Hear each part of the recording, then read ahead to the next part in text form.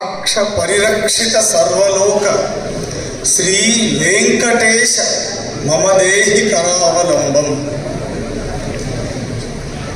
ఈనాటి సభలో పరమహంస పరివ్రాజకాచార్యులు శ్రీ కామకోటి పీఠాధిపతులైనటువంటి శ్రీ శ్రీ శ్రీ విజయేంద్ర సరస్వతి స్వామి వారి సన్నిధిలో ఈ వేద విద్వత్సభలో పండితుల మధ్యలో ఒక సాధారణమైన వైద్యుడు అనేటువంటి నాకు ఇలా మాట్లాడేందుకు అవకాశం కలిగించడం భగవద్ అనుగ్రహంగా భావిస్తున్నాను.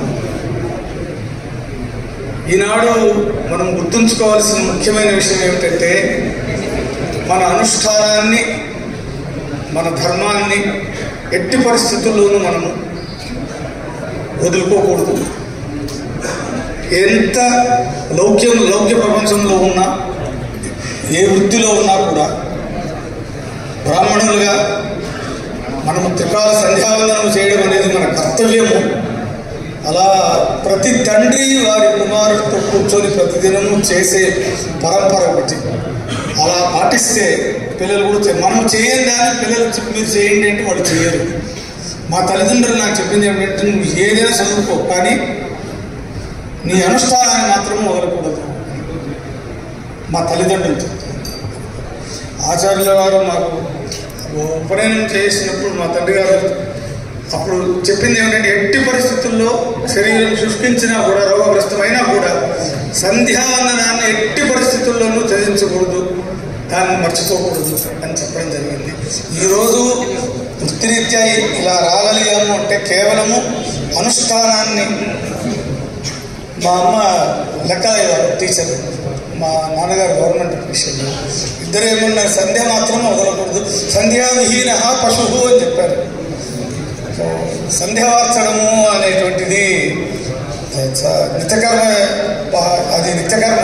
అలాగే నిత్యానుష్ఠానం, ఎక్కడున్నా దేవతాచరణని వదులుకోకూడదు.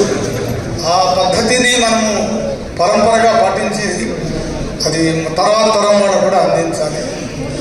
వేద విద్వాంసులన్నా వేద పండితులన్నా నాకు భాగవరం. అందుకనే దురదృష్టవశాత్తు, కర్మవశాత్తు ఆసుపత్రిలో మా దగ్గర వైద్యానికి వచ్చినప్పుడు కూడా వారి అనుష్ఠానానికి భంగం కలగకుండా వారికి వైద్య సేవను అందించడం. అంటే అందరికీ అదొకటి ఉన్నది, మాకు అదొకటితో పాటు యోగా జరుగుతున్నారు. ఎందుకంటే వేదమే శ్రీ వెంకటేశ్వరుడు. ఇలా మన పద్ధతిని, మన పరంపరను మనం పాటించాలి అని ఆశిస్తూ, అలాగే వేదో నిత్యం అధీయత తదుదితం కర్మస్వనుష్ఠీయత. చదువుకోవడమే చాలు, ఆ చదువుకున్న చక్కటి విషయాలని, వేదాన్ని అధ్యయనం చేసిన వాడు మంచి గ్రహణ శక్తి, ధారణ శక్తి, స్ఫురణ శక్తి, వాక్శుద్ధి కావాలి అంటే ప్రతిదినము కూడా అధ్యయనం చేయాలి.